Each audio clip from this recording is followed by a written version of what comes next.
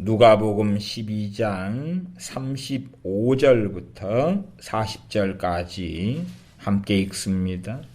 허리에 띠를 띠고 등불을 켜고 서 있으라. 너희는 마치 그 주인이 혼인집에서 돌아와 문을 두드리면 곧 열어주려고 기다리는 사람과 같이 되라. 주인이 와서 깨어있는 것을 보면 그 종들은 복이 있으리로다. 내가 진실로 너희에게 이르노니 주인이 띠를 띠고 그 종들을 자리에 앉히고 나와 수종하리라.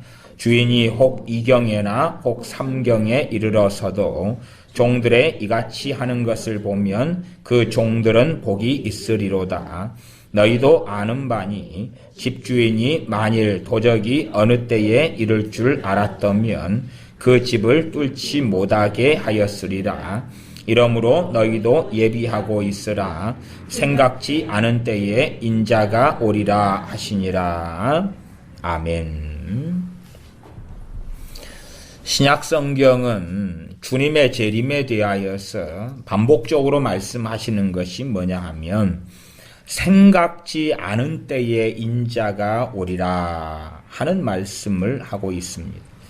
생각지 않은 때에 인자가 오리라. 주님의 재림이 우리가 예상치 않고 생각지 않았을 때에 주님의 재림이 있을 것이다 하는 말씀입니다.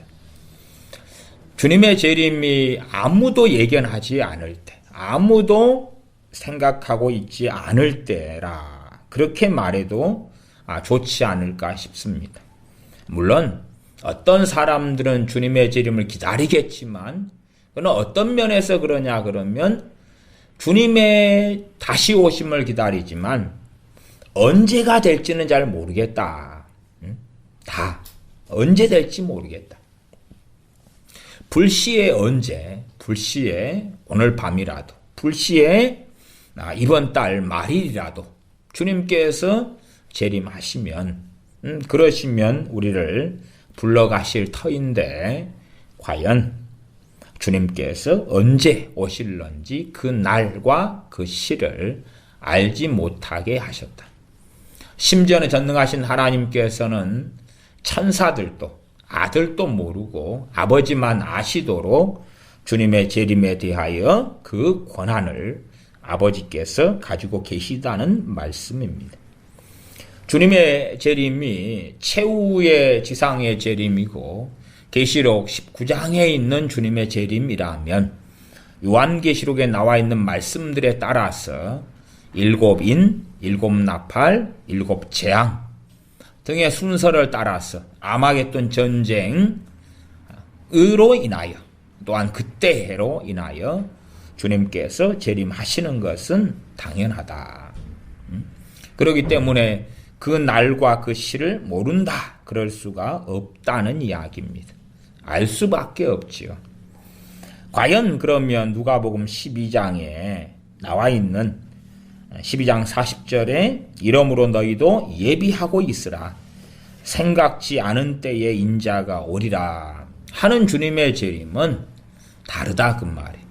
평안하다 안전하다 할 때에 주님이 재림하시는 것이 나와 있고 성경은 또한 대환란 때에 주님께서 재림하시는 게 나와 있으니까 바보 또 어리석은 사람이 아니라면 주님의 재림이 두 가지 양상, 두 가지 전혀 다른 양상 속에서 두 종류의 다른, 서로 다른 주님의 재림이 있을 수밖에 없구나. 그런데 예수를 믿는 우리들에게는 이 두 재림 가운데 어떠한 재림을 말씀하고 계시는가 하는 것을 살펴봐야 됩니다. 이 본문의 12장 35절로 가면 허리에 띠를 띠고 등불을 켜고 서 있으라. 잠들지 말라는 거지요. 주인은 어디 가셨냐 그러면 마치 그 주인이 혼인집에서 돌아와 문을 두드리면 곧 열어주려고 기다리는 사람과 같이 되라. 혼인집에 가셨다. 그리고 그 혼인집 잔치가 끝난 다음에 주인께서 돌아오신다. 돌아오는데 문을 두드리면 곧 열어주려고 기다리는 사람과 같이 되어야 한다. 언제 오실지 모른다. 혼인집에 가셨는데 새벽 2시 오실런지 밤 12시 오실런지 밤 11시 오실런지 새벽 3시일런지 4시일런지 모르겠다 그 말입니다. 제가 앞에 설교에서는 제가 군대에 있을 때 5분 대기조를 했다고 말씀을 드렸습니다. 5분 대기조. 철모를 옆에 두고 군화를 한 뜨거운 여름이라도 신고 있어야 되고 또한 이 군인들이 수용하는 말하자면 뭐 대검도 꽂아가지고 있어야 되고 수통에도 물도 채워 있어야 되고 탄약이 들어가 있는 탄띠, 탄창들도 기본적으로 한 6개 탄창을 집어넣고 총에다가도 탄창이 하나 꽂아져 있고 총도 준비가 되어 있어야 되고 그래서 비상사태, 또 비상벨이 울리면 5분 안에 다 출동하여서 차량에 탑승할 때까지의 시간이 5분이다. 언제 벨이 울릴지 모른다 그런 말이에요. 언제 벨이 울릴지. 그래서 이것을 담당하는 그러한 간부가 야 오늘은 편하게 자라. 뭐 그럴 때도 있어요. 오늘은 편하게 자라. 너무 날이 더우니까 군화도 벗고 옷도 좀 벗고 속옷 차림으로 편하게 자라. 오늘 밤에는 비상벨을 울리지 않으마. 그러는 사람도 있어요, 간혹. 또 어떤 사람은 그래도 너희를 편하게 해주겠다. 그러나 비상벨을 안 울릴 수는 없으니까 한 11시에 12시 전에 한번 울리겠다. 그렇게 해서 서로 입을 맞출 때는 간혹 있습니다. 그러면 서로 좀 편하게 지나가지만 안 그런 때도 많습니다. 이 군대라는 것은 작은 부대가 있으면 그 위에 상위 부대가 있고 그 위에 더 또 큰 상위 부대가 있어요. 그렇기 때문에 이 비상벨이라는 것은 우리 부대 차원에서 우리 부대의 그 당시 일직 사령이나 일직 사관이나 이런 사람이 벨을 울리지 않겠다 약속을 해도 더 상위 부대에서 불시에 눌러버릴 수가 있는 거예요. 그러면 그때 되면 큰일이 벌어집니다. 왜냐 그러면 약속을 받았어요. 이 부대 안에서 당직을 서는 그러면 장교나 이런 하사관이 비상벨을 울리지 않겠다 약속을 믿고 다 이제 무장 해제하고 그리고 눌루랄랄 그리고 속옷 차림으로 자는데 군사령부에서 불시에 벨을 눌러버리는 거예요. 그러면 준비가 안 돼버리는 거예요. 야 약속을 받았는데 더 높은 데서 눌러버리니까 이제 준비 안 된 상태가 돼버리고 말죠. 그러면 그렇게 군대같이 A라는 부대보다 더 상위 부대, 또 더 위의 상위 부대, A가 거기는 있겠지만 주님께서는 최상위다 그 말. 주님께서 말씀하시기를 야 배를 안 누르겠다. 다시 말하면 너희들이 다 준비될 때까지는 내가 재림하지 않겠다. 내가 오지 않겠다. 그러는 것이 아닙니다. 아니고 명령하시는 것이 누가복음 12장 35절에 허리에 띠를 띠고 등불을 켜고 서 있으라 라고 명령하시는 것입니다. 야 내가 앞으로 한 100년은 올 마음이 없어. 100년은 편안하게 늙어 죽어라. 아니면 내가 한 10년은 안심해라. 10년은 편하게 살다가 10년째 이후부터 10년에서 15년 사이에 내가 올 계획을 좀 가지고 있어. 그때 정신 바짝 차리면 되고 10년은 그냥 여행도 하고 집도 사고 장가도 들고 연애도 하고 맛있는 거 먹고 다니고 그렇게 한 10년은 여유롭게 살아라. 그 다음에 이제 한 5년 정도는 바짝 준비하면 그러면 그 다음에 내가 오도록 하마. 그런 게 없다는 이야기입니다. 그런 게 없고 허리에 띠를 띠고 등불을 켜고 서 있으라. 허리에 띠를 띠고 등불을 켜고 서 있으라. 어떻게요? 너희는 마치 그 주인이 혼인집에서 돌아와 문을 두드리면 주인이 문을 두드리면 등불을 켜고 서 있어야 되죠. 지금 시대에서야 노예제도도 없어져서 주인과 하인, 주인과 종, 주인과 노예 관계도 없어졌고, 또 전기의 발달로 인해서 등불도 사라졌기 때문에 성경 시대에 벌어졌던 일에 대하여 잘 상상이 안 될런지는 모르나, 그러나 명백하게 주님과 우리의 사이는 명백하게 주인과 종의 관계입니다. 주인 되시는 주님께서 언제 돌아올지는 모르는데 허리에 띠를 띠고, 허리에 띠를 띠라는 것은 옷을 벗지 마라 그 말이, 무장해제하지 마라 그 말이, 잠옷 입지 마라 그 말이, 그대로 허리띠 띠고 옷을 잘 단정하게 입은 상태에서 등불을 켜고 서 있으라. 말하자면 식당으로 한다면 영업이 끝나지 않았다 그 말이죠. 또한 군인으로 한다면 휴가가 주어지지 않았다 그 말이죠. 그리고 아무 때나 전시 상태에 돌입할 수 있다는 이야기죠. 허리에 띠를 띠고 등불을 켜고 스탠바이 해서 서 있으라. 37절로 가면 주인이 와서 깨어있는 것을 보면 그 종들은 복이 있으리로다. 깨어있으면 복이 있고 깨어있지 않으면 어찌 될까요? 이것이 주님의 도적같이 임하는, 이 비밀리에 임하는 주님의 재림이라면, 깨어있지 않으면 그 사람들은 대환란에 남겨지게 됩니다. 깨어있지 않으면 남겨지게 되는 것이, 이것이 참으로 무서운 일이 되어집니다. 그러나 깨어있으면 복이 있는데 주님의 재림과 성도의 휴거에 참여하게 되어집니다. 그것이 가장 놀라운 복이지요. 내가 진실로 너희에게 이르노니 주인이 띠를 띠고 그 종들을 자리에 앉히고 나와 수종하리라. 오히려 주님께서 우리를 수종해 주시겠다. 38절에 주인이 혹 2경에나 혹 3경에 이르러서도 종들의 이같이 하는 것을 보면 그 종들은 복이 있으리로다. 주로 2경은 밤 9시부터 12시까지가 2경이지요. 1경 혹은 초경, 그러면은 3시간 단위로 나눕니다. 그래서 6시 해질 때부터가 초경이 됩니다. 1경이에요. 초경. 6시부터 9시까지가 초경, 처음 초자 1경이죠. 9시부터 12시까지가 2경, 3경은 12시부터 새벽 3시까지가 3경, 4경은 마지막이죠. 새벽 3시부터 6시까지. 해 뜨는 시간을 6시 기준으로 보고 해 지는 시간을 6시 기준으로 봐서 이 경을 나눕니다. 지금 시대야 이제 밤 9시부터 12시면은 한창 때인데, 한창 드라마 볼 때고, TV 볼 때고, 놀 때고, 야식 시켜 먹을 때고, 그럽니다만은, 과거의 등불, 전기가 없을 시절에는 9시부터 12시 사이다. 그러면 아예 한밤중입니다. 이때의 개념으로 한다면 지금은 밤 12시부터 새벽 3시 정도가 될 것 같아요. 거의 한 3시간 이쪽 저쪽이 뒤로 후퇴한 것처럼 현 시대는 살아갑니다.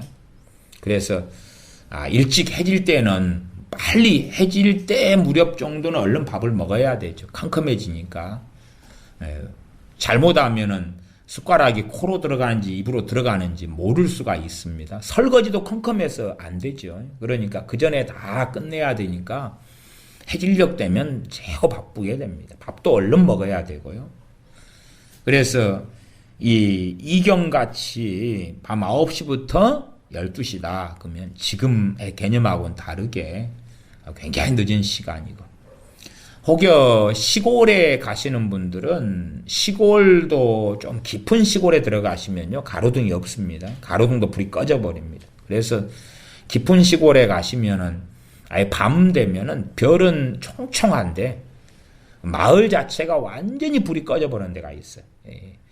한적한 집 3채, 집 4채, 1채 이런 데들 돌아다니시면 완전히 적막강상이 됩니다.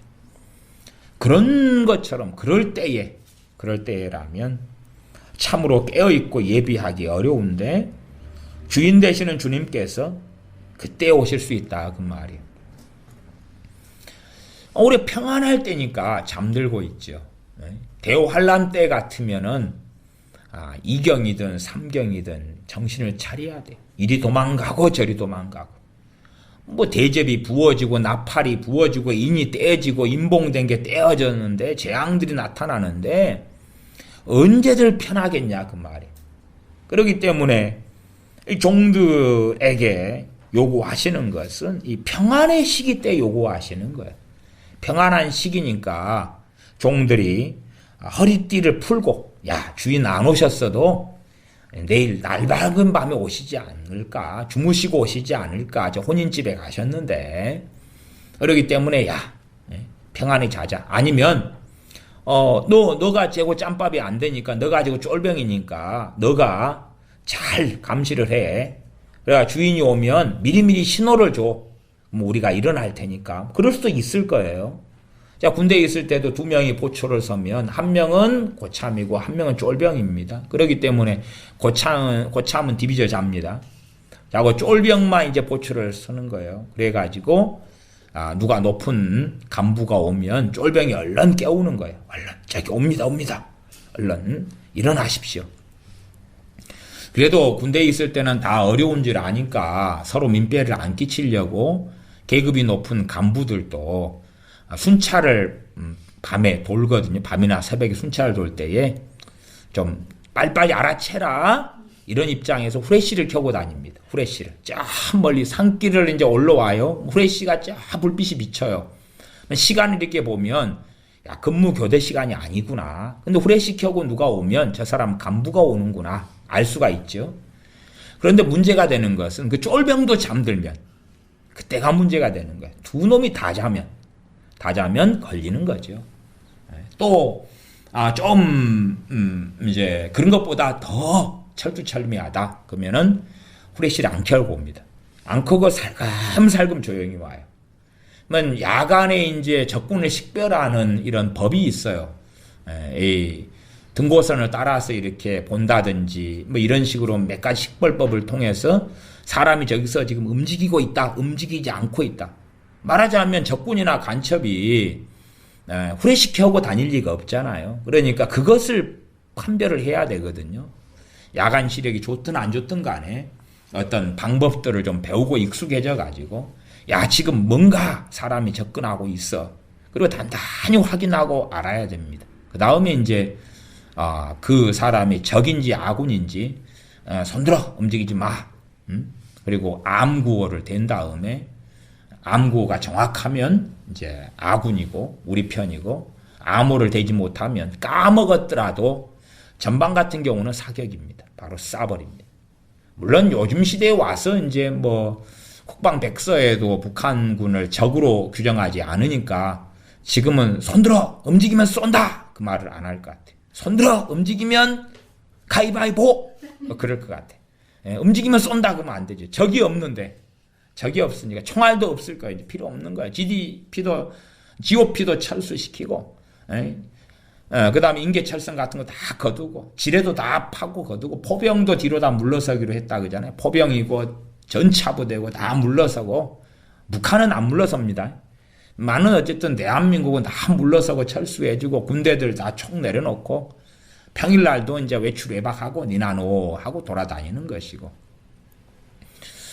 어쨌든 이 군인은 예비하고 있는 것처럼 주인의 종들은 깨어 있어야 하고 깨어 있는 종들은 주인께서 언제 오실지 모르는데 이경에나 삼경에나 말하자면 가장 깊이 잠들었을 시간에 그럴 때도 오실 수 있다 그 말이에요. 언제 잠듭니까? 언제요? 평안할 때 잠이 듭니다. 복지에 취하고 돈에 취하고 행복에 취하고 관광에 취하고 먹을 것에 취하고 뭘 먹고 남는 게 있어야지 남는 걸 엿바꿔서라도 뭐 놀지요. 그래서 손에 쥔 돈이 있고 여유가 있고 차가 있어야 돌아다닐 거 아니에요. 차도 있고 그래야 돌아다니죠. 야 이번에 해운대에 2시간 걸려 운전하고 가면 가니까 가자. 강원도 속초로 이번에 가볼까. 갈 수 있는 거예요. 이리 갔다가 저리 갔다가 자가용이 있고 돌아다닐 수 있으니까 이것이 이경 삼경에 잠들어 있는 거다 그 말이에요. 그러면 이때의 상황은 어떤 상황이냐? 또 주인은 지금 혼인집에 가셨다 그래요. 그리고 돌아오는 중이다 그러니까 비유적으로 사용하는 거지만 평안할 때 오시는 것을 상징한다고 볼 수 있죠. 평안하니까 결혼도 하고 혼인 잔치도 하고 혼인 집에도 가시고 그러는 것처럼 보인다 그 말이에요. 그래서 대환란 때가 되면 대환란이 닥치면 누가 기도 안 해요? 그럴 거 아니에요. 대환란 되면 지금 대접이 나팔이 불고 아이고 살려주십시오. 지금 기근이 일어가지고 다 굶어 죽어 나가고 전쟁이 여기저기 벌어지고 폭탄이 터지고 미사일이 날아다니고 믿는 사람 아이고 주여 살려주십시오. 아이고 살려 어디로 도망가야 되고 어디로 숨어야 됩니까? 이리 뛰고 저리 뛰고 할 거 아니에요. 그러지 뭐 깨어있다 깨어있지 않다기보다도 다 이 대환란 때는 비극 속에 들어간다 그 말. 또 가족이 형제가 부모가 죽는 데 내어주고 심지어 죽이기까지 하는데 그런 때에 잠들 수 있겠냐? 그러면 누구를 믿고 잠들겠냐? 그 말이에요. 그래서 누가복음 12장 35절부터 40절까지 나와 있는 말씀은 평안할 때 재림하시는 주님이에요. 평안할 때 재림하시는 주님은 당연하게 공중재림이고 비밀리에 세상 사람은 알 수 없는 재림입니다. 성도는 깨어있는 성도는 휴거되어지죠. 그러나 대환란의 마지막 때 주님께서 재림하시는 것은 전혀 양상이 다릅니다. 천군 천사와 함께 또한 그의 첫 부활에 참여하는 이들과 함께 이 땅에서는 사람들이 주님을 찌른 자도 보고 온 세상 사람들의 통곡하고 우는 그러한 주님의 재림이 이어질 거라는 것을 알 수가 있습니다. 구름 타고 오시는 주님이죠. 구름 타고 오시는 주님. 대환란의 마지막 때. 그것과 이렇게 평안할 때 주님께서 오시는 것과는 다릅니다. 그렇기 때문에 평안할 때 재림하시는 주님의 포인트는 세상 사람이 아닙니다. 앞에 말씀에서도 베드로후서 3장에서 말씀했던 것처럼 평안할 때 재림하시는 주님은 세상 사람들의 기준이 아니라 주님의 사람들, 성도라, 주의 백성이라, 그리스도인이라, 크리스찬이라 일컬어지는 사람 기준으로 말씀이 되어집니다. 그래서 베드로후서 3장을 지난 시간에 봤었죠. 주의 날이 도적같이 오리니 그날에는 하늘이 큰 소리로 떠나가고 체질이 뜨거운 불에 풀어지고 땅과 그 중에 있는 모든 일이 드러나리로다.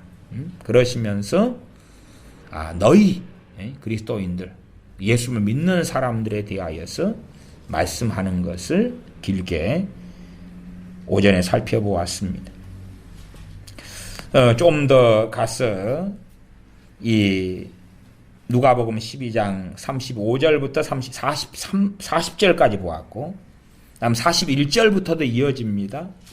베드로 사도가 주님의 말씀을 들은 다음에 베드로가 여짜오되 주께서 이 비유를 우리에게 하심이니까 모든 사람에게 하심이니까 우리입니까 모든 사람입니까 그러죠. 주님께서 재림하시는 것을 말씀하는데 우리입니까 모든 사람입니까? 그러니까 우리는 그런 답을 원하지요. 이것은 너희다. 아니면 모든 사람이다. 모든 사람이 세상 사람을 포함한 거고 너희다. 그럼 너희인 거고. 그런데 주님께서는 또 이야기를 하십니다. 그냥 답을 가르쳐주면 간단한데 그러나 사람들은 성경의 버젓한 말씀을 보고도 참 무지하게 될 때가 많습니다. 어떤 미망이나 미혹에 쌓여있다 그렇게 봐야 될 것 같아요. 말하자면 누가복음 12장 42절부터 48절까지를 읽은 다음에 그런 다음에 베드로 사도가 한 질문에 답을 내지 못하면 어떤 미망과 미혹에 쌓여있기 때문에 그러겠죠. 베드로 사도가 이 비유가 허리에 띠를 띠고 등불을 켜고 서 있으라. 지금 이 비유지요. 혼인집에 간 주인께서 언제 돌아오실지 모른다.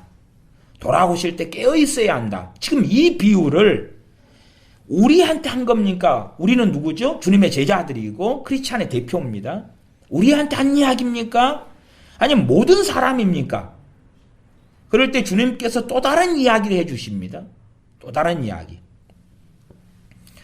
또 다른 이야기가 42절부터죠. 주께서 가라사대 지혜 있고 진실한 청지기가 되어 주인에게 그 집 종들을 맡아 때를 따라 양식을 나누어 줄 자가 누구냐. 진실한 청지기 이야기를 하고 있죠. 청지기. 그리고 그 종들을 맡아서 때를 따라 양식을 나누어 줄 자. 창세기로 요셉과 보디발 장군으로 이야기한다면 보디발 장군, 이집트의 보디발 장군의 집에서 요셉은 총리를 했습니다. 가정총무죠. 그런 것이 청지기와 비슷한 것입니다. 또한 바벨론이란 나라에서 다니엘 선지자가 총리를 했죠. 그게 청지기 같은 것입니다. 왕의 명령을 받아서 수행하는 거죠. 바벨론 제국 때나 메데 바사 이런 제국 때도 또 페르시아 이럴 때도 나라가 원체 크고 많으니까 총리도 꽤 많이 두기도 했죠. 그래서 이런 총리 같은 위치에 있는 사람들이 청지기의 위치구나. 그 서구 유럽 사회 같은 경우는 어떤 제도가 있냐 그러면 집사 제도가 있어요. 집사 제도. 집사들이 그 주인의 자식들도 키웁니다. 교육도 시키고 키우고 집안일 전체를 맡아가지고 해요. 한국에는 집사라는 제도는 아마 뭐 대기업 회장님들 집에는 있을 것 같아요. 왜 집안일 자체가 경비원도 많고 경호원도 많고 가정부도 많고 또 뭐 정원도 있으면 정원 관리하는 사람만 몇 명이 돼야 되고 이럴 수도 있기 때문에 아마 그 큰 부잣집 뭐 대기업 회장님 집안 이런 데는 이러한 집사들은 있지 않을까 싶어요. 좀 그 일의 절반 정도 연결되는 사람 비서들이죠. 큰 회사의 어떤 회장 비서 이런 사람은 굉장히 큰 권한을 가지고 행합니다. 그리고 이제 실제로는 우리들로 한다면은 기본적으로는 누가 포함되냐 그러면 주의 종들이죠.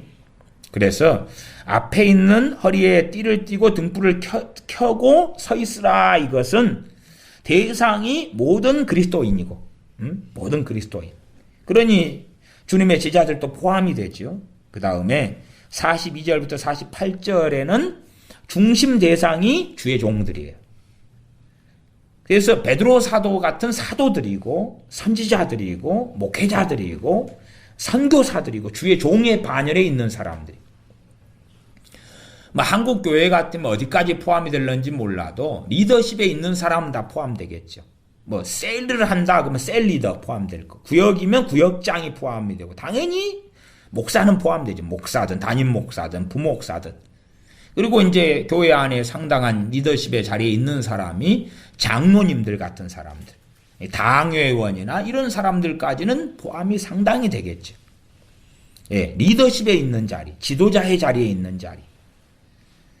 기본적으로는 목사, 전도사, 목회자들이죠. 그다음 선교사들.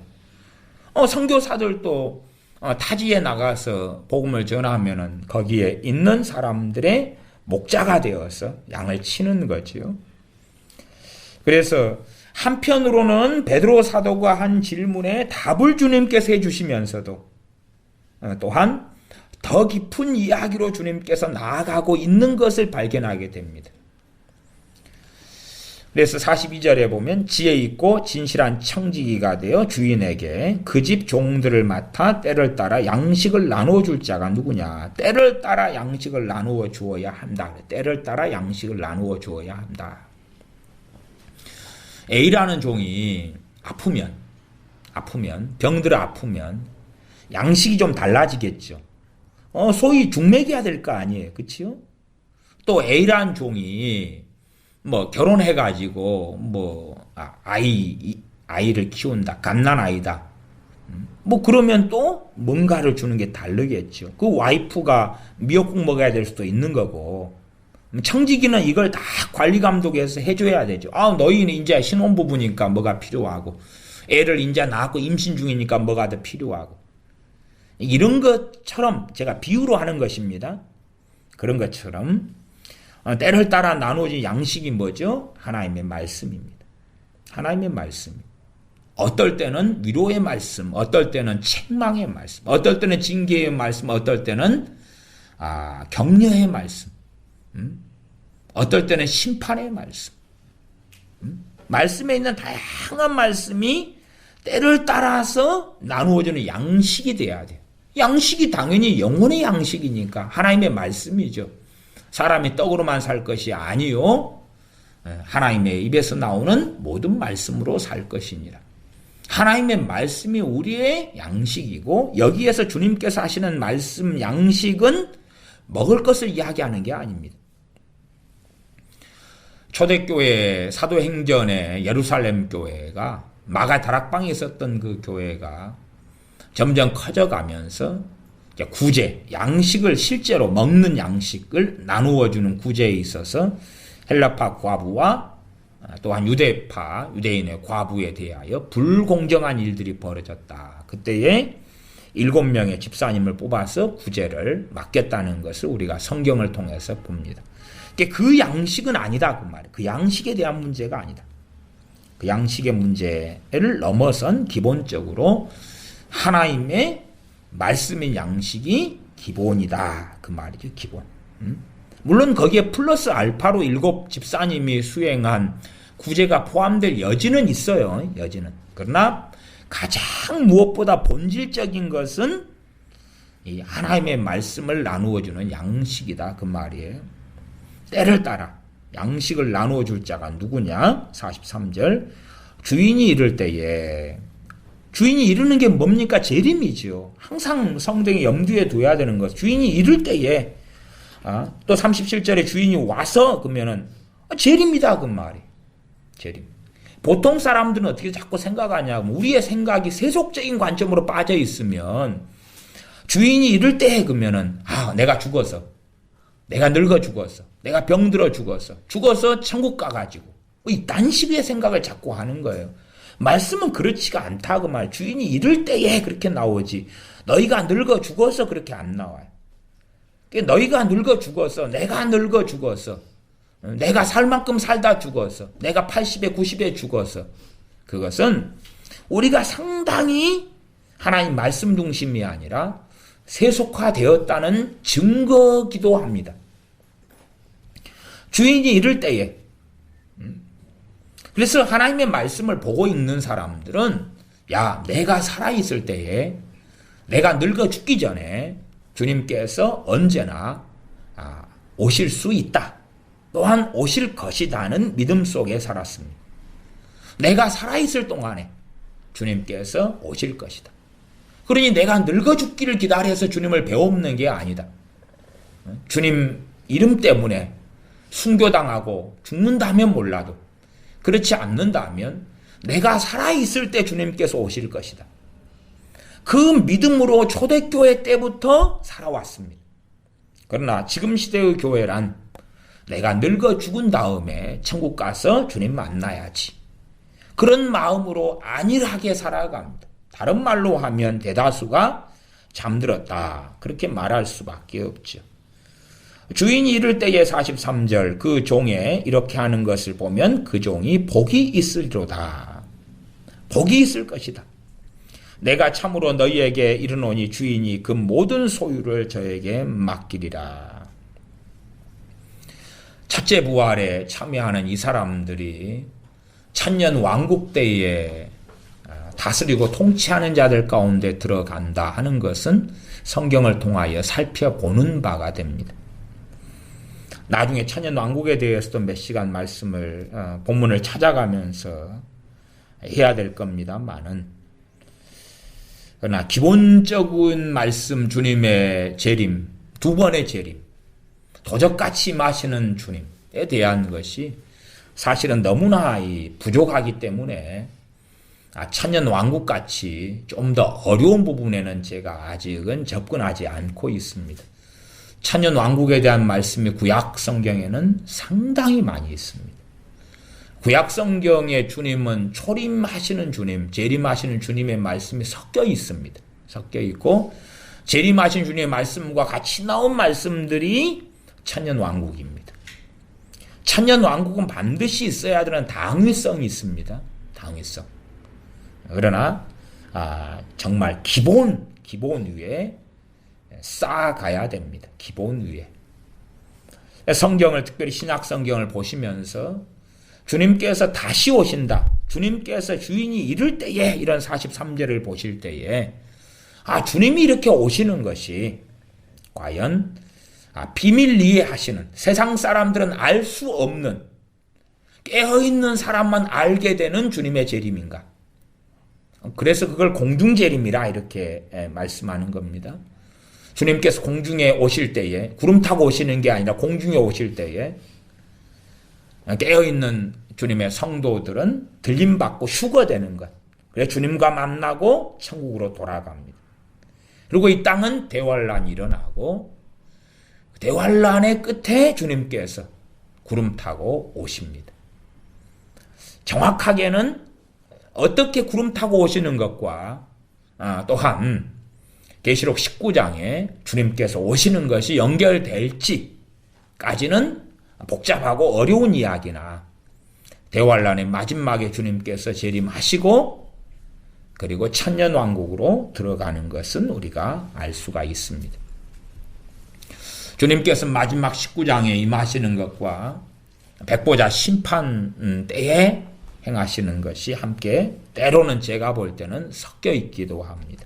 그 두 가지를 단일화시켜서 이야기하시는 경우도 있어서 그런 부분에 있어서는 다소 섞여 있어서 어려운 측면은 존재하나, 최소한은 주님께서 비밀리에 하시는 재림, 깨어있는 성도들, 주의 성도들만 데려가시는 그 재림과 온 세상 사람이 다 알게 되는 명명백백한 주님의 재림, 이 두 가지는 염두에 반드시 둔 가운데 우리가 주님의 재림에 대한 많은 말씀을 볼 때에 생각해야 됩니다. 이 재림은 어느 재림을 가리키는가? 그리고 그것을 무엇을 통해 살펴봐야 되냐 하면 문맥을 통해서, 성경 문맥 전체적인 말씀을 통해서 살펴봐야 한다, 그 말입니다. 생각해 보십시오. 대환란 때에 A라는 목사가 교회를 하고 있다. 그러면은 이런 상황이 벌어질 수 있을까? A라는 목사가 목회를 하고 있다. 대환란 때가 되면 A라는 목사가 목회를 할 수가 있는가? 아니면 중국의 지하교회처럼, 이란, 중동의 지하교회처럼이라도 할 수 있는가? 어렵습니다. 최근에도 2015년에 잡혔던 이란 목사들인가요? 그 형량이 얼마가 떨어졌다든가, 이란에서부터 너희들이 이슬람에 대한 어떤 반역자가 된다, 이런 스토리인데, 이렇게 핍박이 있는 지역과 나라들이, 중동, 또 어디 아프리카 어디 공산당에 속하는 중국이나 북한 같은 경우는 당연하지요. 그런데도 핍박이 있습니다만은, 그럼에도 지하교회에서 은밀하게 예배하고 주님을 섬길 수 있습니다. 오히려 그런 데는 이 한국 교회처럼, 아니면 미국 교회처럼, 독일 교회처럼, 영국 교회처럼 이런 데보다 훨씬 더 낫겠죠. 지하교회에서는 자기도 들키지 않게 하니까 좀 더 충성된 목사들이 더 있을 거라고 생각합니다. 왜냐하면 목숨을 걸고 먹을 것, 마실 것, 입을 것을 위해서 약물을 치는 게 아니라 그나마 주님을 위해서 치기가 좀 더 쉬울 거라, 그 말이. 그럼에도 불구하고 중동도 대환란이 아닙니다. 그건 뻔하지 않습니까? 전 세계가 아직 대환란에 돌입하지 않았습니다. 그러므로 중동에서 아무리 힘들게 내가 지하교회 목사로 목회한다, 그런다 할지라도 대환란 때하고는 비교할 수가 없다. 그건 당연한 이야기예요. 그래서 이 지금 주님께서 말씀하시는 누가복음 12장 42절부터 48절까지가 주님이 임하시는 것이 대환란에 속하겠느냐, 아니면 평안할 때, 평안하다, 안전하다, 그때에 임하시는 주님에 대한 말씀이냐 그 말이에요. 그러면 46절로 가면 45절 46절 만일 그 종이 마음에 이르기를 주인이 더디 오리라 하여 노비를 때리며 먹고 마시고 취하게 되면 생각지 않은 날 알지 못하는 시간에 이 종의 주인이 이르러. 그 종이 마음에 생각하기를 주인이 더디 오리라. 대환란 때가 되면 더디 오리라 그러겠습니까? 아니면 목사들이 최소한 목사들이 많이 대환란 때 남겨지게 될 것입니다. 성도들도 많이 남겨질 거고 목사들은 비율상 더 많이 남겨지게 될 것입니다. 그러면 그때쯤 되면 더디 오리라가 아니라 성경을 가지고 있기 때문에 확인이 가능한 때가 됩니다. 대환란 때 돌입해버렸다 그러면 제 생각에는 최소한 중학생 1학년, 초등학교 고학년 정도의 지력이 된다면 초등학교 고학년이면 4, 5, 6학년입니다. 4, 5, 6학년이라 중학교 1, 2학년 정도의 이해력만 있다 해도 요한계시록과 대환란 때 벌어지는 그때를 비교해보면 알 수 있을 거라 그 말이에요. 그런데 그때에 주인이 더디 오리라 그러겠습니까? 아니죠.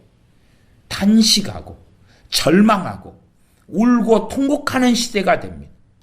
그리고 이제 목숨, 생계, 굶어 죽느냐, 맞아 죽느냐, 고문당해 죽느냐, 도망자로 살다가 비참하게 유리 걸씨감에 살다가 죽느냐, 살아남느냐, 거기에서 주님을 따를 거냐, 주님을 부인할 거냐, 적그리스도에게 굴복할 것이냐, 아니면 주님을 따르기 때문에 핍박과 환난과 죽음을 통과해 갈 것이냐. 그렇게 생각하고 그것을 알 수밖에 없는 때가 대환란 때죠. 그때에 그 종이, 이 청직이 되는 종입니다. 청직이 되는 종이 45절에 마음에 생각하기를 주인이 더디 오리라 하여 노비를 때리며 먹고 마시고 취하게 되면 생각지 않은 날 알지 못하는 시간에 이 종의 주인이 이르러. 자꾸만 이 누가복음 이 본문들도 생각이 잘못돼 버리니까 성경을 이상하게 가는 것입니다. 야, 내가 목사로, 내가 선교사로, 내가 주의 종으로 이렇게 살다가 어느 날 갑자기 내가 죽게 되면 그렇게 자꾸 해석하니까 주님의 재림하고 무관하게 성경을 자꾸 본다고 말이야. 갑자기 그러다가 심장마비로 죽을 수 있잖아. 60살에, 70살에, 65세 교통사고로 내가 죽을 수 있어. 암 걸려 죽을 수 있어. 그러면 주님 만나지. 예? 주님 만나. 그렇게 생각하는 거예요. 지금 이 말씀은 명백하게 주님의 재림에 대한 말씀이에요. 재림에 대한 말씀. 이 재림에 대한 말씀이 대환란 마지막 때 있는 주님의 재림이냐, 이 지상의 최후에 임하시는 주님의 재림이냐, 아니면 이 세상 사람은 알 수 없는 슬기로운 5처녀만 아는 그러한 주님의 재림이냐 하는 걸 확인을 해야 되는데, 말씀이 버젓이 상당히 많이 나와 있어도 확인하기보다는 생각지 않은 날 알지 못하는 시간에 이 종의 주인이 이르러 그러면은 생각지 않은 날 알지 못하는 때에 죽어, 그렇게 본다 그 말이에요. 그리고 자기는 멀쩡하게 산다. 그렇게 볼 수밖에 없잖아요. 아니 주님의 재림이 임박했으면 주님의 재림에 대한 말씀을 전하고 나아가서 주님 맞이할 준비를 하도록 해야 된다 그 말이에요. 그러나 당신도 예수님 영접기도 했지요? 예, 했어요. 당신들은 무조건 다 천국 가니까 큰 염려할 거 없어요. 기도해가지고 성공도 하고 기도해서 건강도 얻고 기도해서 축복도 받고 잘 먹고 잘 누리게 될 거예요.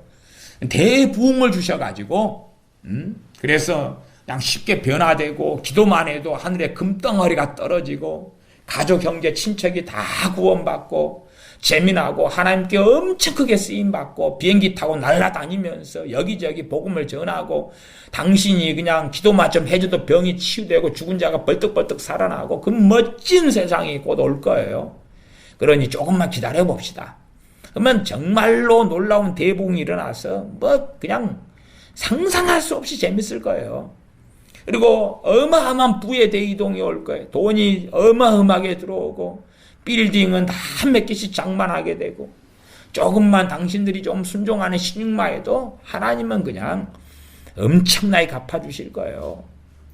그런 가문이설을 하고 교인들은 거기에 믿고 살아가는데 갑자기 주님께서 생각지 않은 때 임하시면 첫째는 그 종은 끔찍한 참사가 일어난다는 사실이에요. 끔찍한 참사가 일어나요. 생각지 않은 날 알지 못하는 시간에 이 종의 주인이 이르러 엄히 때리고 신실치 아니한 자의 밟는 율에 처하리니. 신실치 아니한 자, 주님이 재림하셨는데 신실치 아니한 자, 신실하지 않은 자가 밟는 율, 밟는 처벌이 무엇이냐? 대환란에 버려지는 거지. 대환란에 버려지는 거지. 주인의 뜻을 알고도 예비치 아니하고 그 뜻대로 행치 아니한 종은 많이 맞을 것이다. 많이 맞을 것이다. 이것이 지금 지옥에 간다는 것하고는 양상이 좀 다르잖아요. 그렇죠? 지옥에 가서 많이 맞아 불못해서 양상이 달라요. 대환란 가운데 남겨지는데 그들에게 얼마나 하나님의 긍휼이 있을 것이냐. 다시 회복하고 다시 회개하고 돌아오려면 성령님의 도우심과 역사가 있어야 돼요. 긍휼을 행하는 자는 긍휼이 있는 심판이 있을 것이고 긍휼이 없는 자는 긍휼 없는 심판이 있을 것이다. 대환란에 남겨졌다 해도 하나님의 긍휼이 다르다 그 말이에요. 내가 긍휼 베풀 자에게 은혜 베풀 자에게 은혜를 베풀겠다. 과연 이 주의 종들이 대환란에 남겨지게 되었을 때에 하나님의 은혜가 있을 것이냐. 다시 회개하고 대환란 중에서라도 주님 앞에 바르게 서며 회개하여 주님의 피에 그 옷을 다시금 빨고 깨끗하게 하고 희게 하고 주님 앞에 설 수 있는 자가 될 것이며 노아처럼 하나님의 은혜를 입는 자가 다시 될 것이냐 아니면 하나님께서 은혜를 베푸시지 않는 자에 들어갈 것이냐. 그래서 한편으로는 주의 종이라 목사라 그렇게 하고 있는데 선교사라 그렇게 하고 있는 사람들 가운데 악인이 있을 것이고 악인이 있습니다. 상당히 악인이 있습니다. 거짓말하고 이간질하고 속이고 그런 부류가 있고 아니면 자기 나름대로 말씀대로 살려고 양심대로 살려고 애는 써요. 그러나 성령님의 역사가 주님 안에서 사는 삶이 아닌 사람들이 많다고 말이에요. 악인들 정말 주님을 믿는다. 나 목사다, 선교사다 하면서도 거짓말을 밥 먹듯이 하고 속이고 이간질하고 탐욕하고 욕심부리고 제가 최근에도 좀 어떤 A라는 목사님이 있는데 임시당회장으로 큰 교회 부임하셔가지고 임시당회장은 그냥 담임 목사가 있을 때 올 때까지 임시로 있는 건데 그 교회 건물과 재산을 자기 앞으로 등기로 옮겨버린 거예요. 하고 지금 이제 재판에 들어가서 좀 난리 법석입니다. 그 교회가. 그 교회 교인이 500명인데 그 난리 법석을 이 임시당회장이라고 하는 목사가 떠는 통에 300명이 교회를 떠나고 지금 200명 남았어요. 그런 목사들이 굉장히 많습니다. 굉장히 많아요. 옛날 이야기입니다만은 제가 다니던 교회가 있었는데 군대를 갔다 와서 다시 이제 그 교회 신앙생활을 다시 계속 이어서 하려고 했더니 담임 목사님이 사라지고 없는 거예요. 다른 목사님이 온 거예요.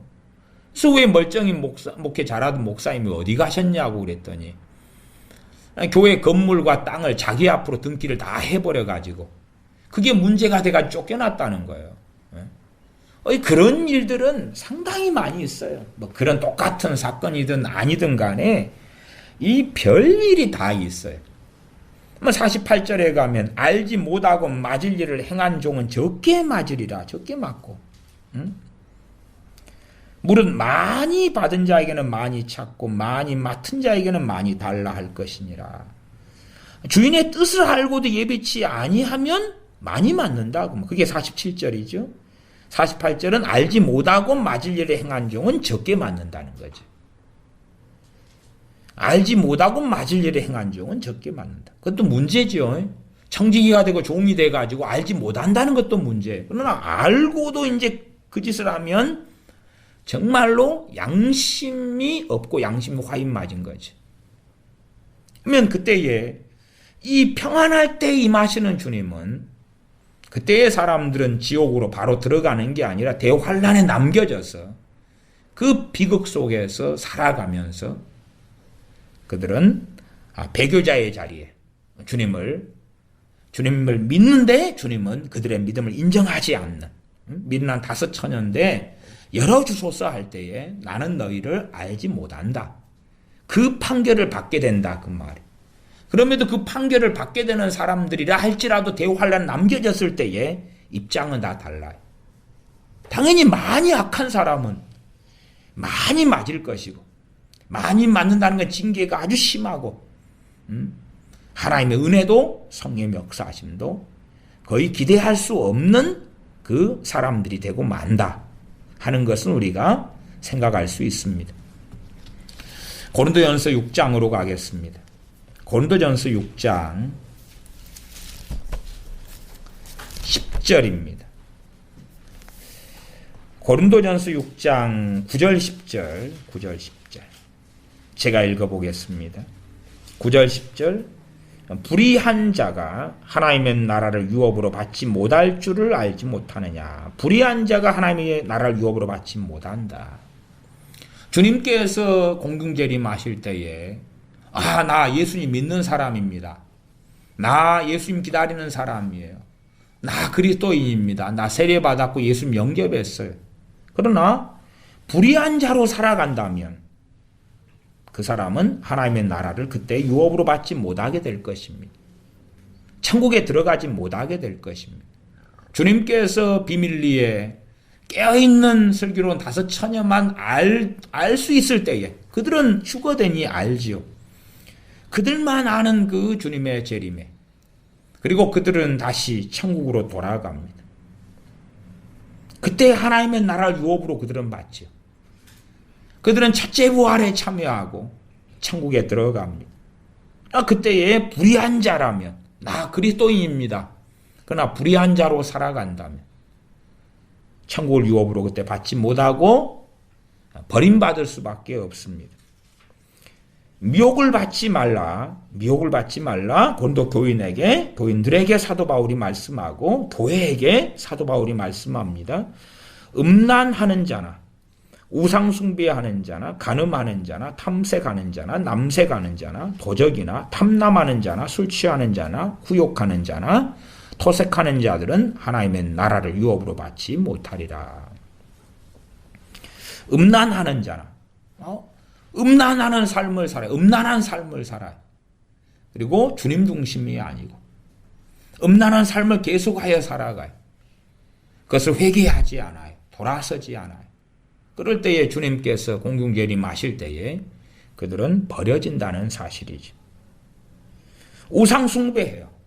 이런저런 우상숭배에 관여하고 살아가요. 점도 치고 아니면 제사도 지내고 아니면 가장 일반적 우상숭배는 주님보다 자기를 더 사랑하고 주님보다 부모나 형제나 돈이나 전토를 더 사랑해요. 주님보다 핸드폰과 주님보다 게임과 주님보다 마약과 주님보다 자동차, 주님보다 여행을 더 사랑해요. 우상숭배죠. 직접적인 우상숭배는 마리아상 앞에 절하거나 그런 우상숭배, 김일성 동상 앞에 절하거나 북한에 간 목사들 그 우상숭배, 신사참배에 참여하거나 그 목사들 우상숭배. 탐심은 우상숭배니라. 욕심과 탐욕으로 쩔쩔매어서 살아가는 우상숭배. 우상숭배의 종류는 아주 많고 성경은 그 다양한 우상숭배를 말씀하고 있습니다. 그런 우상숭배하는 사람들 주님께서 공중재림하셨을 때에 버려지는 사람들이 되죠. 버려지는 사람들. 간음하는 자나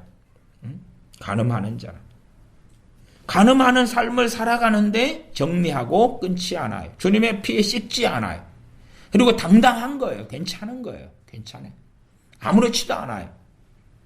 그거에 대하여 회개하지도 않고 후회하지도 않고 정리하고 정돈하지도 않아요. 괜찮다. 괜찮다. 세태가 이렇다. 일본에 있는 많은 기독교인들이 이렇게 간음하고 살아가요. 이 남자, 이 여자, 심지어 남편 있는 여자든 아내 있는 남자든 간에 애인을 두고 살아가는데 그러한 것이 기독교인들 사이에도 꽤 많아요. 그리고 아무렇지도 않은 거예요. 이것은 지금의 문화와 풍토다. 그렇게 살아가면서 문제가 없다. 그런 사람이 주님께서 공중재림 하셨을 때에 이리 올라와라. 내가 너희를 데려가려고 왔다. 대환란에 남겨두지 않고 너희를 데려가려고 왔다 그럴 때에 부름받을 수 있는 사람이 되겠는가? 될 수가 없는 거죠. 탐색하는 자나 남색하는 자나 남색은 알죠? 동성애입니다. 동성애. 동성애자들. 물론 동성애자 가운데 정말 회개하고 엎드리고 이런 사람은 어쩔지 몰라도 동성애를 해요. 별 문제가 없다. 나 동성애 목사다. 동성애자로 나 커밍아웃 했다. 나 동성애자인데. 그런데 예수님 믿어. 예수님은 동성애자의 주님이야. 하나님은 동성애자의 하나님이야. 나를 그렇게 처음부터 만드신 거야. 그딴 소리 하는 동성애자들. 그런 남색하는 자들. 탐색하는 자들. 그런 자들이 주님께서 공중재림 하셨을 때에 상관이 있겠는가? 상관이 없다. 10절 도적이나 돈을 돌라요. 이런 방법 저런 방법으로 돌라요. 이런 방법 저런 방법. 가장 일반적인 도덕질은 세금 탈세지요. 탈세. 가장 쉬운 방법이고 가장 일반적인 방법은 탈세. 국가의 세금을 탈세하는 건 도적입니다. 도적이나 물론 그러면서 회개하고 돌이키면 되지요. 그러나 돌이키지 않아요. 그렇게 할 수 있겠죠. 내가 장사하면서 탈세를 한 10년 하다가 11년째 그냥 돌이켜야지. 그러면 되지 않겠어? 그런 사람은 틀린 것입니다. 도적이나 돌라요. 이렇게 저렇게 돌라요.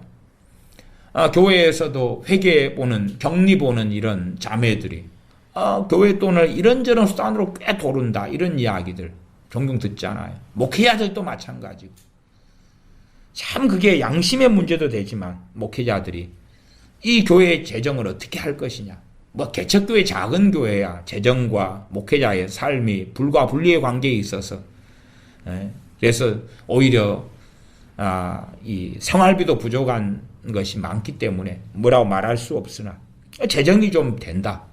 그런데 이제 그 교회의 재정을 하나님의 돈을 내 돈처럼 여긴다. 그것도 문제가 되지. 도적, 탐남, 술 취하는 것, 후욕하는 것. 나 요즘에 믿는 사람 술 마시고 술 취해도 돼. 성경이 어디서 술 마시지 마라 그랬냐. 그렇기 때문에 유럽 교회들 가운데서도 예배 끝난 다음 맥주 파티하고 이렇게 노는 경우도 상당수가 요즘에 있습니다. 맥주가 과연 술에 들 것이냐, 술이 아닐 것이냐, 이런 것도 있고. 그러나, 참으로, 우리가 생각해 보시면, 맥주 한 5캔 따고 기도하면 어쩌냐. 맥주 마시면서 찬양하면 어떠냐. 그러면 맥주 앞에 갖다 놓고 마셔가면서, 주님 사랑합니다 하고 찬양하면 과연 가당할 것이냐. 어쨌든 술 취하는 것 이제 아무것도 아닌 일이 되었다, 그 말이에요. 요즘 교회 안에 술 마시는 파티들은 상당히 깊이 들어와 있습니다. 또한 남전도회 같은 거, 청년애들 같은 경우도 예배 끝나고 술 마시러 가는 일은 흔합니다. 치맥, 치킨과 맥주를 함께 하는 데 가서 먹고 마시는 것은 흔해 빠졌습니다. 과연 그렇게 하고 살아갈 때 주님께서 재림하셨는데 그들은 데려가지게 될 것이냐? 아니죠. 버림받게 되지요. 후욕하거나 비방하고 욕하는 것입니다. 토색하거나 약탈하고 빼앗는 것입니다. 그런 자들은 하나님의 나라를 유업으로 받지 못하리라. 하나님의 나라를 유업으로 받지 못하리라. 그러나 이 고린도교회 안에서도 이런 자들이 있었다 그 말이에요. 11절로 가면 너희 중에 이와 같은 자들이 있더니 주 예수 그리스도의 이름과 우리 하나님의 성령님 안에서 씻음과 거룩함과 의롭다 하심을 얻었느니라. 두 가지지요. 첫째는 이것이 용서받았다는 거예요. 두 번째, 용서받았는데 그 삶을 계속하지 않는다는 거예요. 용서받았기 때문에 그 삶을 계속하지 않는다는 거예요. 그러나 또 어떤 사람들, 고린도교에 있는 어떤 사람들은 용서받았는데, 씻어졌는데, 거룩함과 의롭다 하심을 얻었는데 개와 돼지가 돼가지고 다시금 토하였던 것을 다시 먹고 씻었다가 도로 눕고 하는 것이 응하는 사람들도 있었다 그 말이에요. 이런 삶을 살다가 주님의 이름과 성령님 안에서 씻음이 나타나서 씻고 죄를 씻고 거룩해지고 의롭다 하심을 얻었다 그 말이에요. 그런 사람은 주님께서 오실 때에 주님께서 그를 영접하고 그리고 하나님의 나라에 들어가게 될 것입니다. 5장의 말씀도 명백하지요. 5장 11절, 12절, 13절에 보면 어떤 사람들이 남겨질 것이냐, 어떤 사람들이 주님께서 재림하셨을 때에 주님의 공중재림과 무관하게 될 것이냐는 건 명확하게 나와 있습니다. 그것이 고린도전서 5장 11, 12, 13절이죠. 이제 내가 너희에게 쓴 것은 만일 어떤 형제라 일컫는 자가 음행하거나 탐남하거나 우상숭배를 하거나 후욕하거나 중상모략, 남욕하고 비난하고 비판하고 정죄하는 거죠. 없는 일 만들어내서 거짓말하고 욕하는 거죠. 술 취하거나 토색하거든 사귀지도 말고 그런 자와는 함께 먹지도 말라. 사귀지도 말고 함께 먹지도 말라. 이런 사람들이 주님 재림하셨다고 휴거 되겠느냐 그 말이에요. 그럴 리가 없지요. 왜? 이런 사람들은 주님의 생명책에서 이름이 지워진 사람들이라요. 지워진 사람들. 12절 외인들을 판단하는데 내게 무슨 상관이 있으리요마는 교중 사람들이야 너희가 판단치 아니하랴. 외인들은 하나님이 판단하시려니와 이 악한 사람은 너희 중에서 내어 쫓으라. 악한 사람으로 판명 난 거지. 과거에 이런 삶을 살았다가 주 예수 그리스도의 이름과 우리 하나님의 성령님 안에서 씻음과 거룩함과 의롭다 하심을 얻었어요. 그런데도 불구하고 다시 그 삶으로 돌아가 버린 고린도 교인들이 있었다고 말이에요. 그런 사람들은 악한 사람들이기 때문에 너희 중에서 내어 쫓으라 그 말이에요. 이런 사람들이 주님께서 재림하실 때에 그때에 어떤 사람이 되겠느냐? 대환란에 남겨질 수밖에 없는 사람이 되는 것입니다. 물론 대환란 가운데 하나님의 은혜를 입어서 술 취하거나 토색하거나 후욕하거나 음행하거나 탐남하거나 우상숭배하거나 이런 자들이 다시 회개하고 대환란 속에서 주님 앞에 서고 그럴 수 있어서 요한계시록 7장에 가면 아무라도 능히 셀 수 없는 흰 옷 입은 무수히 많은 사람들이 등장하는데 여섯째 인이 떼어진 다음에 등장하죠. 이 사람들이 어디서 난 사람들이냐 하는 답이 계시록 7장에 나왔는데 큰 환란에서 나오는 사람들이다. 큰 환란에서. 많은 기독교인들이 세상을 사랑하고 타협하고 살아가지만 대환란 때에 남겨진다면 정말 하룻밤을 날새고 가슴을 치고라도 회개하는 사람들은 아주 많을 것입니다. 그러나 그때는 이제는 끝까지 견디는 자만이 구원을 얻습니다. 끝까지 견뎌야 되죠. 죽더라도 견뎌야 되고 고문당하더라도 견뎌야 되고 굶어 죽더라도 도망자가 되더라도 가족이 나를 핍박하고 저주하고 칼로 찌르더라도 주님을 배신하지 않고 견디는 자만이 끝까지 견디는 자만이 구원을 얻는다고 주님께서는 명시적으로 말씀해 오셨습니다. 데살로니가전서 5장을 보겠습니다. 데살로니가전서 5장입니다. 데살로니가전서 5장 1절부터 살펴봅니다. 1절부터 6절까지 제가 읽어보겠습니다. 형제들아 때와 시기에 관하여는 너희에게 쓸 것이 없으면 주의 날이 밤에 도적같이 이룰 줄을 너희 자신이 자세히 알미라. 저희가 평안하다 안전하다 할 그때에 잉태된 여자에게 해산 고통 이름과 같이 멸망이 호련히 저희에게 이르리니 결단코 피하지 못하리라. 주의 날은 대환란인데 언제 갑자기 오느냐? 평안하다 안전하다 할 그때에 갑자기 찾아온다 그 말이에요. 평안하다 안전하다 할 그때에 갑자기 멸망이 찾아와요. 이 멸망이 다른 말로 뭡니까? 대환란이에요. 대환란. 4절은 앞에는 지금 이제 주의 날이 밤에 도적같이 이른다 그랬죠. 그래서 이 주의 날이 대환란인가 아니면은 주님의 재림인가, 주님의 재림인가 아니면 대환란인가, 그렇게 이제 우리가 두 가지 개연성을 가지고 살펴볼 수가 있습니다. 계속하여 5장 4절로 가면 형제들아 너희는 어두움에 있지 아니하매 그날이 도적같이 너에게 임하지 못하리니. 도적같이 많은 사람들은 도적같이 임하시는데, 제가 그래서 비유를 여러 가지를 들었습니다. 음주운전 단속을 한다. 그러면 음주운전 안 하면 되는 거예요. 안 하는 것이 음주운전 단속에 예비하고 있는 거지요. 언제 음주운전 단속을 하더라도 아무 상관이 없는 거지요. 예비하고 있는 거예요. 그러니까 음주운전 단속을 해요. 나는 그걸 몰라요. 그러나 도적같이 음주운전 단속을 하지만은 도적같이 임한 건 아니에요. 왜? 나는 준비되어 있기 때문에. 그런 말씀입니다. 그래서 형제들아 너희는 어두움에 있지 아니하며 주님 맞이할 준비가 되었다. 그 말. 데살로니가 교인들이 주님 맞이할 준비가 되었다. 그날이 도적같이 너에게 임하지 못한다. 왜요? 이 날이 주의 날 대환란이니까, 대환란을 당하지 않으니까요. 대환란을 당하면 도적같이 무서운 대환란이 나타나는 거죠. 또 이 주의 날을 주님의 재림이라고 본다 그래도, 그치요? 주님의 재림이라 본다 해도 도적같이는 아니에요. 준비되어 있으니까. 주님의 공중 재림과 이 땅의 대환란은 순차적으로 바로 거의 동시적으로 함께 일어난다 이렇게 볼 수가 있어요. 그러니까 이 주의 날을 대환란으로 보든지 재림으로 보든지 공중 재림으로 보든지 도적같이는 아니에요. 대환란이 주로 주의 날이 문맥상에서 어떤 의미를 가지는가가 결정이 됩니다. 그러면 주의 날이 대환란이다. 대환란의 문맥을 가진다. 그러면 주의 날이 도적같이 우리에게 임한다. 그럼 준비하지 않았다는 이야기죠. 그러나 준비된 사람들은 도적같이 임하지 않아요. 도적같이, 그러니까 주의 날이 도적같이 임한다. 준비된 사람들에게. 근데 이게 대환란이고 환란 통과라면, 준비되고 슬기로운 다섯 처녀도 대환란을 겪어야 한다면, 그러면 서로 다 도적같이 임하는 것이 되죠. 다 겪어야 되니까.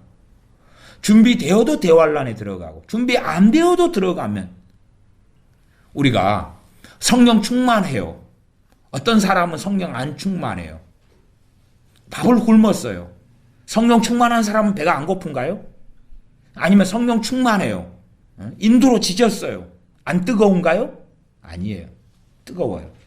그러나 성령의 역사가 도와주시는 게 있죠. 그러니까 성령 충만하든 안 하든 성령 충만하다 해서 힘든 게 아닌 게 아니에요. 성령 충만한 사도 바울이 태장을 맞고 굶고 강도의 위협을 당하고 난파되고 고통스럽지 않았던 게 아니에요. 당연히 우리 주님께서는 누구보다 성령 충만하신 분이시죠. 주님이 40일 금식했는데 배가 안 고팠던 게 아니고, 주님이 모욕을 당하고 고난을 당하는데 고통스럽지 않았던 게 아니라 그 말이. 뻔한 이야기 아니에요? 뻔한 이야기. 그러면 성령 충만하다 해서 대환란을 겪고 당하면, 그러면 그건 도적같이 비참한 일들이 되고야 마는 것이에요. 5장 5절 너희는 다 빛의 아들이요 낮의 아들이라. 우리가 밤이나 어두움에 속하지 아니하나니 그러므로 우리는 다른 이들과 같이 자지 말고 오직 깨어 근신할지라. 자지 말고. 주님께서 재림하시는데 마지막 7년 마지막 때에 오신다. 그러면 어찌 될지 몰라도 어떻게 대환란에서 살아남는다 그러면 몇 년 동안 돌이키면 되는 거예요? 7년 동안이죠. 그러면 시간이 충분하네. 아니면 1년은 어떻게 저 적그리스도한테 도망 다닐 수 있을 것 같아. 그럼 1년 동안 준비하면 될 거 아니에요. 그렇죠? 1년 동안 준비해가지고 성령 충만해져가지고 잡혀서 죽어서 순교당하면 될 거 아니에요. 그게 아니기 때문에 그렇다고만. 그게 아니기 때문에. 또한 그렇게 간단하고 쉬운 문제가 대환란의 때가 아니고, 그렇기 때문에 말씀은 5장 6절에 그러므로 우리는 다른 이들과 같이 자지 말고 오직 깨어 근신할지라 말씀하. 자지 말고 깨어서 근신해야 한다. 4장 말씀만 보고 말씀을 마무리합니다. 4장 16절 17절 제가 읽습니다. 주께서 호령과 천사장의 소리와 하나님의 나팔로 치니 하늘로조차 강림하시리니 그리스도 안에서 죽은 자들이 먼저 일어나고 그 후에 우리 살아남은 자도 저희와 함께 구름 속으로 끌어올려 공중에서 주를 영접하게 하시리니 그리하여 우리가 항상 주와 함께 있으리라. 그러므로 이 여러 말로 서로 위로하라. 여기 4장에 있는 주님의 재림이, 주님의 이 강림이 과연 공중 강림이냐 지상 강림이냐, 공중 재림이냐 지상 재림이냐를 살펴봐야 한다 그 말이지. 명백하게 주님께서 우리를 휴거시켜서 들어올려서 우리 살아남은 자도 저희와 함께 구름 속으로 끌어올려 공중에서 주님을 영접하게 하신다. 공중에서. 성도들은 공중에서 영접하게 하신다. 그리하여 우리가 항상 주와 함께 있으리라. 그러면 이것이 대환란의 때에 주어지는 일이다. 대환란의 때에 주님께서 공중에, 대환란의 때에는 성도는 거의 살아남지 못합니다. 별로 이걸 기대하지 못해요. 그래 요한계시록 7장에 보면 무수히 많은 흰 옷 입은 사람이 나타나는데 큰 환란에서 나오는 사람들이죠. 대부분 순교당하고 말아요. 주님을 부인하지 않는 사람은 대부분 순교당하고 말지. 그렇기 때문에 주님께서 마지막 대환란의 끝에 재림하실 때는 그때는 성도라고 할 수 있는 사람은 거의 없다는 사실이에요. 거의 없어요. 살아남아 있는 사람이 얼마나 될런지는 몰라요. 그리고 그 살아남아 있는 사람들이 이제 천년 왕국으로 첫째 부활에 참여한 성도들과 함께 들어가는 것. 그것은 우리가 생각해 볼 수가 있습니다. 왜냐하면 첫째 부활에 참여한 사람들은 하늘에 있는 천사처럼 시집가지 않고 장가가지 않습니다. 그러나 천년 왕국 때 되면 어린 아이들이 태어나는 것이 나와요. 어린 아이들이. 그러면 누가 아이를 낳느냐 그럴 때에 대환란 때도 살아남은 인류가 천년 왕국에 들어가면 그들은 결혼하고 그대로 살아남고 100살에 죽는 사람은 아이가 되고 100살 돼도 안 죽는다 그 말이에요. 나무처럼 수명이 길다 그 말이에요. 은행나무가 한 1000년 살면 그렇게. 그래 1000년 왕국이다. 1000년 동안 첫째 부활에 참여한 성도들이 왕노릇하는 시간이다 그 말이에요. 주님께서 통치자가 되시고 그러한 것을 유대인들이 초림하시는 주님께 기대했으나 그것은 재림하시는 주님께서 성취하실 일이어서 유대인들이 착각을 하였던 것입니다. 초림하시는 주님을 거절하고 거부했던 것이지요. 그래서 유대인들은 이 적그리스도가 정말 놀라운 전 세계 권세를 가지고 있을 때 그를 메시아로 받아들일 수밖에 없는 거예요. 왜냐하면 상당히 구약성경 이사야, 예레미야, 또 에스겔 같은 성경 말씀에서 재림하시는 주님에 대하여 애언한 말씀을 적그리스도가 성취하는 것처럼 보이니까 그렇다고 말이에요. 그러나 적그리스도로부터 이제는 그 정체가 드러나고 그가 하나님을 모독하고 하는 것을 볼 때에 아니구나 하는 것을 유대인들이, 이스라엘 사람들이 깨닫게 되어지는 여정이 또한 성경에 좀 나와 있습니다. 그래서 마지막까지 이제 성도들이 얼마나 대환란 때에, 이 대환란 때에 남겨진 사람들이 이제 회개도 하고 주님 앞에 엎드리고 등등 할 거 아닙니까? 그들이 얼마나 살아남게 될 것인가, 얼마나 주님 앞에 서게 될 것인가 알 수 없죠. 요한계시록 한 14장 정도 가면은 14만 4천 명이 나옵니다. 요한계시록 7장도 나오고 14장도 나오는데 14장에 14만 4천은 유대인이라고 언급이 안 됩니다.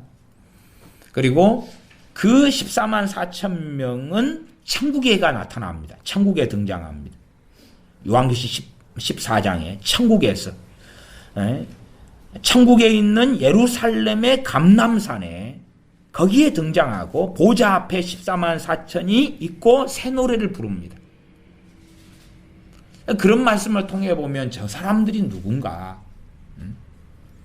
말하자면 최소한 이 지상에는 별로 많은 또한 대부분의 회심하고 회개하고 돌아온 크리스천 기독교인들이 대부분은 순교당할 수밖에 없고 성도의 권세가 무너지고 그리고 성도의 피, 순교자의 피가 어마어마하게 흐르게 되는 그러한 것이 계시록에 반복적으로 여러 차례 나와 있기 때문에 참으로 신앙과 믿음을 지키는 사람들은 순교자의 반열 속에 들어갈 수밖에 없고 일부가 이제 끝까지 지키는 사람, 끝까지 죽더라도 믿음을 지키는 사람 혹은 살아남아 있는 사람이 있을 수 있다 그 말이에요.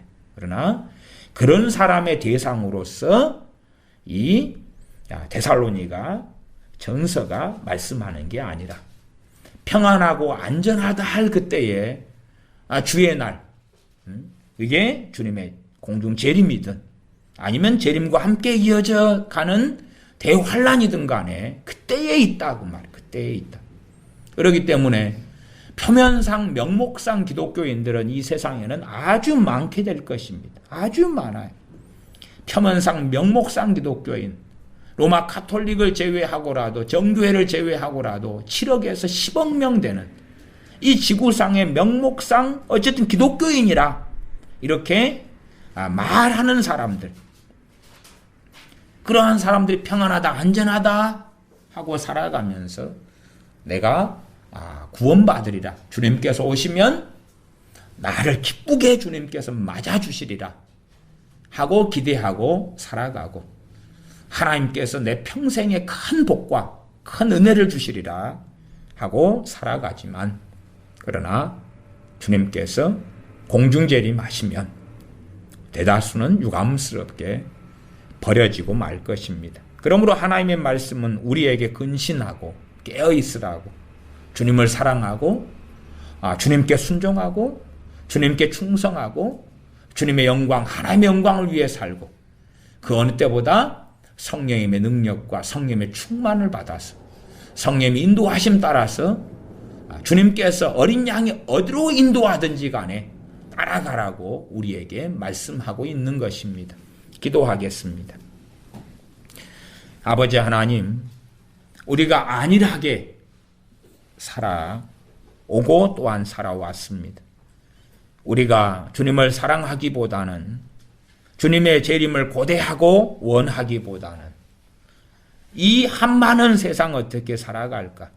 또한 내 인생을 어떻게 주님을 이용하여 잘 먹고 잘 마시고 또한 내 자녀들은 주님 때문에 성공하고 잘 되고 좋은 가정 꾸리고 재미있고 행복하게 살아갈까?